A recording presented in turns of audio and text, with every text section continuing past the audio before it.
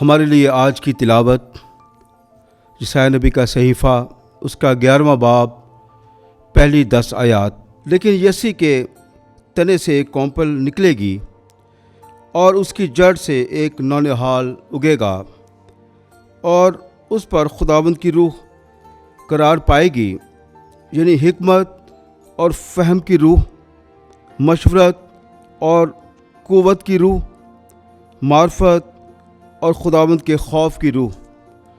और खुदावंद के खौफ में उसकी खुशनुदी होगी।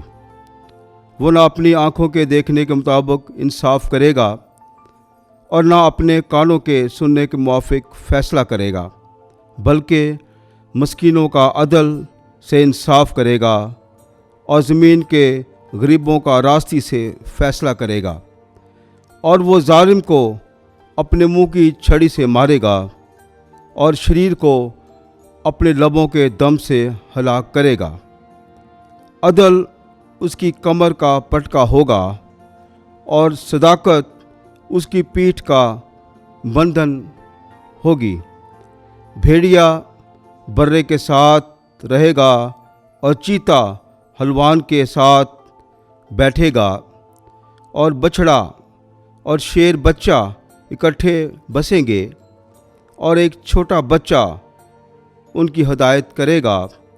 गाय और रीछनी इकट्ठी चरेंगी और उनके बच्चे इकट्ठे रहेंगे और शेर बैल की तरह भूसा खाएगा और शीरख्वार बच्चा अफई के बिल के पास खेलेगा और दूध छुड़ाया हुआ लड़का अजगर के सुराख में अपना हाथ डालेगा।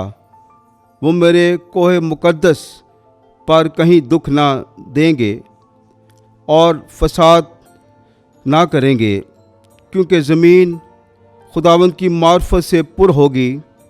जिस तरह पानी समुंदर की तह को ढांपता है, उस रोज़ यसी की उस जड़ को जो उम्मत के लिए झंडे की तरह कायम है, गैर कौमें तलाश करेंगी और उसकी जाए सुकूनत जलील होगी। कलाम में पाक का पढ़ा और सुना जाना हम सब के लिए बायस बरकत हो। खुदा का शुक्र हो।